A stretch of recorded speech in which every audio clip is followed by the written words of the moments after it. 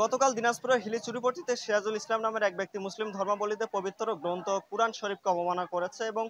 তাকে কিন্তু সেই ঘটনাস্থলে কিন্তু স্থানীয় যে সকল জনতা রয়েছে তারা কিন্তু গণপিটুনি দিয়েছিল। গণপিটুনি চলাকালীন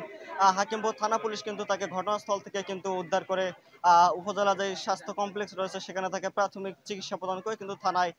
থানার হেফাজতে নেয়। পরবর্তীতে কিন্তু ঠিক তারই ধারাবাহিকতায় ১০ ঘন্টা পরে কিন্তু বর্তমানে আমরা কিন্তু চুরিপট্টিতে দেখতে পাচ্ছি যে ধর্মপ্রাণ মুসলিমরা কিন্তু এখানে একটি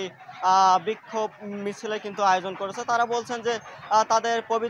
তারা বলছেন যে একজন মুসলিম কিভাবে তাদের একটি পবিত্র গ্রন্থ আল কোরআনকে অবমাননা করতে পারে এবং তারা প্রত্যক্ষদর্শীরা যেমনটা বলছেন যে তিনি নাকি কোরআন শরীফকে শুধু ছিঁড়েননি, কোরআন শরীফকে তিনি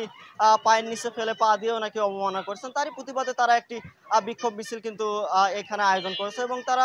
আরো বিভিন্ন ধরনের কিন্তু এখানে কিন্তু স্লোগান ব্যবহার করছে এবং কিন্তু আহ আমরা দেখেছি যে ধর্মীয় মুসলিম ধর্মাবলম্বীদের যে হুজুরগণরা রয়েছে তারা কিন্তু এখানে উপস্থিত হয়েছেন এবং তারা কিন্তু কোরআন এবং হাদিস নিয়ে কিন্তু বিভিন্ন ধরনের কথাবার্তা বলেছেন এবং বলেছেন যে মুসলিম ধর্মাবলম্বীদের আহ ন্যায় নীতির পথ দেখানোর এবং তাদের সর্বশেষ কিতাব হিসেবে পরিচিত পবিত্র আল কোরআনকে এই ধরনের অবমাননা তারা আসলে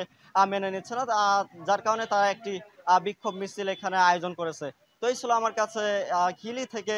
রাসূল পাক সাল্লাল্লাহু আলাইহি ওয়াসাল্লামের পবিত্র গ্রন্থ এবং মুসলিম ধর্মাবলম্বীদের পবিত্র গ্রন্থ আল কুরআনকে অবমাননার বিক্ষোভ ও মিছিল থেকে সর্বশেষ পরিস্থিতি।